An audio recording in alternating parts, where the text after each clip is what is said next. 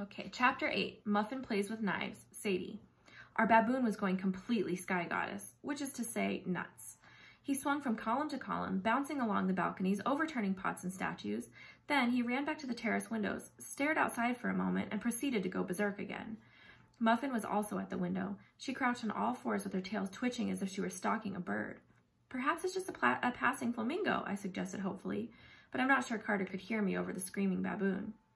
We ran to the glass doors. At first I didn't see any problem.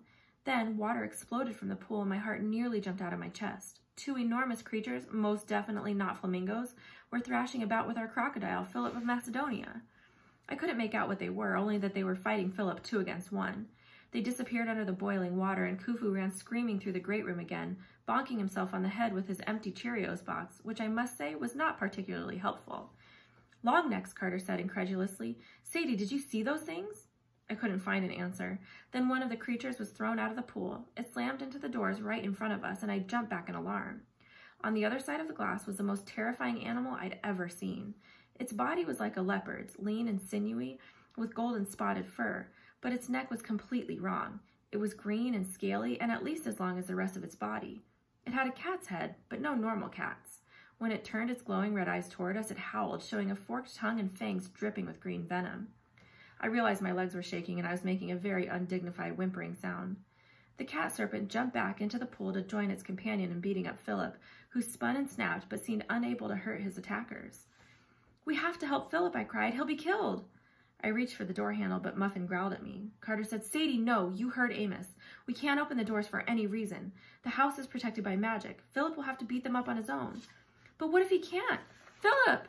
The old crocodile turned. For a second, his pink reptilian eye focused on me as if he could sense my concern. Then the cat snakes bit at his underbelly, and Philip rose up so that only the tip of his tail still touched the water. His body began to glow. A low hum filled the air like an airplane engine starting up. When Philip came down, he slammed into the terrace with all of his might. The entire house shook. Cracks appeared in the concrete terrace outside, and the swimming pool split right down the middle as the far end crumbled into empty space. No, I cried. But the edge of the terrace ripped free, plunging Philip and the monsters straight into the East River. My whole body began to tremble. He sacrificed himself. He killed the monsters. Sadie, Carter's voice was faint. What if he didn't? What if they come back? Don't say that. I recognize them, Sadie. Those creatures, come on. Where? I demanded, but he ran right back into the library. Carter marched up to the Shabdi who helped us before. Bring me the... God, what's it called? What? I asked. Something Dad showed me. It's a big stone plate or something. Had a picture of the first pharaohs, the guy who united Upper and Lower Egypt into the one kingdom. His name... His eyes lit up. Narmar? Bring me the Narmar plate. Nothing happened. No, Carter decided, not a plate. It was one of those things that holds paint. A palette. Bring me the Narmar palette. The empty-handed Shabdi didn't move, but across the room, the statue with the little hook came to life. He jumped off his pedestal and disappeared into a cloud of dust. A heartbeat later, he reappeared at the table. At his feet was a wedge of a flat gray stone, shaped like a shield and about as long as my forearm. No, Carter protested. I meant a picture of it. Oh, great. I think it's the real artifact. The Shabdi must have stolen it from Cairo Museum. We've got to return... Hang on, I said. Well, we might as well have a look. The surface of the stone was carved with a picture of a man smashing another man in the face with what looked like a spoon. That's Narmar with the spoon, I guessed. Angry because the other bloke stole his breakfast cereal? Carter shook his head. He's conquering his enemies and uniting Egypt. See his hat? That's the crown of Lower Egypt before the two countries united. The bit that looks like a bowling pin? You're impossible, Carter grumbled.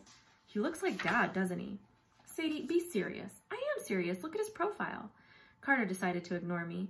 He examined the stone like he was afraid to touch it. I need to see the back, but I don't want to turn it over. We might damage... I grabbed the stone and flipped it over. Sadie, you could have broken it. That's what men's spells are for, yes? We examined the back of the stone, and I had to admit I was impressed by Carter's memory. Two cat-snake monsters stood in the center of the palette, their necks entwined. On either side, Egyptian men with ropes were trying to capture the creatures.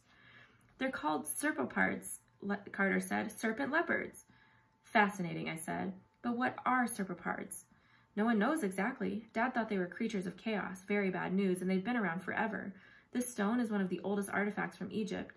Those pictures were carved 5,000 years ago. So why are 5,000-year-old monsters attacking our house? Last night in Phoenix, the fiery man ordered his servants to capture us. He said to send the longnecks first. I had a metallic taste in my mouth, and I wished I hadn't chewed my last piece of gum. Well, good thing they're at the bottom of the East River. Just then, Khufu rushed into the library, screaming and slapping his head. Suppose I shouldn't have said that, I murmured. Carter told the shop to return the Narmar pallet, and both statue and stone disappeared. Then we followed the baboon upstairs. The Superpards were back, their fur wet and slimy from the river, and they weren't happy. They prowled the broken ledge of the terrace, their snake necks whipping around as they sniffed the doors, looking for a way in. They spit poison that steamed and bubbled on the glass. Their forked tongues darted in and out. Arg! Arg! Khufu picked up Muffin, who was sitting on the sofa, and offered me the cat. I really don't think this will help, I told him. Arg! Khufu insisted. Neither Muffin nor cat ended in O, so I guessed Khufu wasn't trying to offer me a snack. But I didn't know what he was going on about. I took the cat just to shut him up. Meow? Muffin looked up at me. It'll be all right, I promised, trying not to sound scared out of my mind. The house is protected by magic. Sadie, Carter said, they found something. The Serpopards had converged on the left-hand door and were intently sniffing at the handle. Isn't it locked? I asked. Both monsters smashed their ugly faces against the glass. The door shuddered. Blue hieroglyphs glowed along the doorframe, but their light was faint. I don't like this, Carter murmured. I prayed that the monsters would give up, or that perhaps Philip of Macedonia would climb back to the terrace. Do crocodiles climb? And renew the fight. Instead, the monsters smashed their heads against the glass again. This time, a web of cracks appeared. The blue hieroglyphs flickered and died. Arg! Khufu screamed. He waved his hand vaguely at the cat. Maybe if I try the Hadi spell, I said. Carter shook his head. You almost fainted after you blew up those doors. I don't want you passing out or worse. Carter once again surprised me. He tugged a strange sword from one of Amos's wall displays. The blade had an odd crescent moon curve and looked horribly impractical. You can't be serious, I said. Unless you've got a better idea, he stammered, his face beading with perspiration. It's me, you, and the baboon against those things. I'm sure Carter was trying to be brave in his own extremely unbrave way, but he was shaking worse than I was. If anyone was going to pass out, I feared it would be him, and I didn't fancy him doing it while holding a sharp object. Then the Serpopard struck a third time, and the door shattered. We backed up to the foot of Thoth's statue as the creature stalked into the great room. Khufu threw his basketball, which bounced harmlessly off the first monster's head. Then he launched himself at the Serpopard. Khufu, don't! Carter yelled. But the baboon sank his fangs into the monster's neck. The Serpopard lashed around, trying to bite him. Khufu leaped off, but the monster was quick. It used its head like a bat and smacked poor Khufu in midair, sending him straight through the shattered door, over the broken terrace, and into the void. I wanted to sob, but there wasn't time. The Serpopards came toward us. We couldn't outrun them. Carter raised his sword. I pointed my hand at the first monster and tried to speak the Hadi spell, but my voice stuck in my throat. Meow? Muffin said more insistently. Why was the cat still nestled in my arm and not running away in terror? Then I remembered something Amos had said. Muffin will protect you. Was that what Khufu had been trying to remind me? It seemed impossible, but I stammered, Muffin, I order you to protect us. I tossed her on the floor. Just for a moment, the silver pendant on her collar seemed to gleam.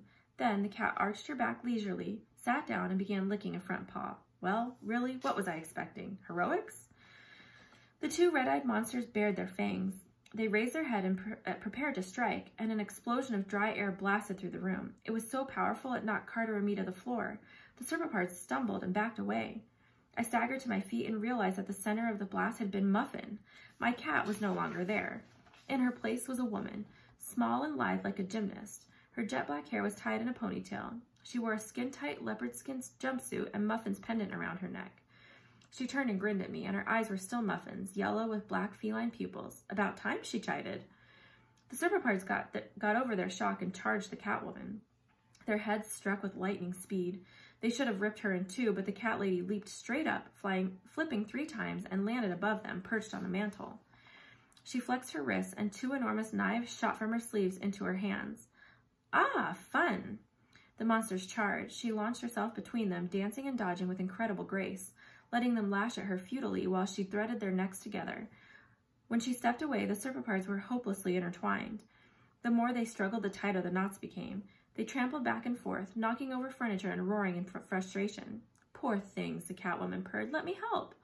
Her knives flashed, and the 2 monsters' heads thudded to the floor at her feet. Their bodies collapsed and dissolved into enormous piles of sand. So much for my playthings, the woman said sadly. From sand they came, and to sand they return. She turned toward us, and the knife shot back into her sleeves. Carter, Sadie, we should leave. Worse will be coming. Carter made a choking sound. Worse? Who? How? What? All in good time. The woman stretched her arms above her head with great satisfaction. So good to be in a human form again. Now, Sadie, can you open the door through the duat, please? I blinked. No, I mean, I don't know how. The woman narrowed her eyes, clearly disappointed. Shame. We'll need more power then. An obelisk? That's in London, I protested. We can't. There's a nearer one in Central Park. I try to avoid Manhattan, but this is an emergency. We'll just pop over and open a portal. A portal to where? I demanded. Who are you, and why are you my cat? The woman smiled. For now, we just want a portal out of danger. As for my name, it's not Muffin, thank you very much. It's Bast, Carter interrupted. Your pendant, it's the symbol of Bast, goddess of cats. I thought it was just a decoration, but that's you, isn't it? Very good, Carter, Bast said. Now come, while we can still make it out of here alive.